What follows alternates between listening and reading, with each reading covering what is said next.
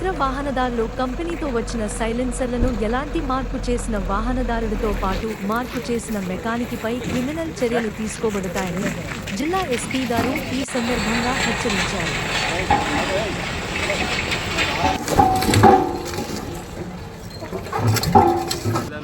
జిల్లాలో పట్టణం దాదాపు 80 సైలెన్సర్స్ మనం డిస్ట్రాయ్ చేసాము.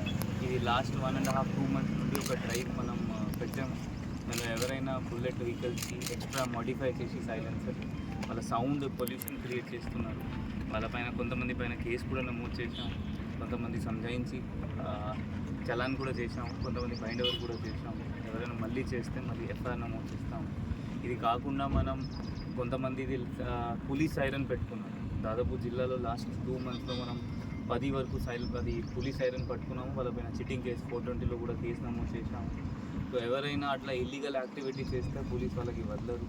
సో మీరు కూడా అందరు ప్రజలు అట్లయినా ఏమైనా ఇన్ఫర్మేషన్ మీ దగ్గర వస్తే మీరు జస్ట్ ఎస్పీ కంప్లైంట్ చేయాలి, లేకపోతే SHOకి డైరెక్ట్లీ ఫార్వర్డ్ చేసేయండి. దట్ ఈ ఫలానా బండికి ఇది ఎక్స్ట్రా సైలెన్సర్ పెట్టుకొని వాళ్ళ డ్రైవ్ చేస్తున్నారు, లేకపోతే ఈ బండిలో వాళ్ళు పోలీస్ సైరన్ పడుతున్నారు, ఏమైనా ఇల్లీగల్ యాక్టివిటీస్ మన పోలీస్ 100% దానిపైన యాక్ట్ చేస్తారు.